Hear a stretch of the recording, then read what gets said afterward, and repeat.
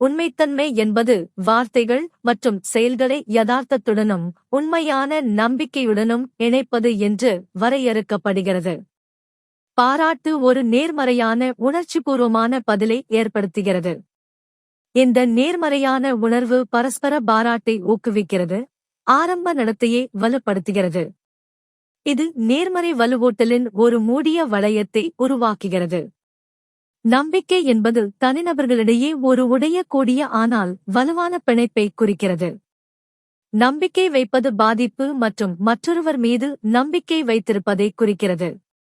நம்பிக்கையை பாதுகாப்பது பிணைப்பை வலுப்படுத்துகிறது மற்றும் தீங்கு அல்லது துரோகத்திலிருந்து பாதுகாக்கிறது.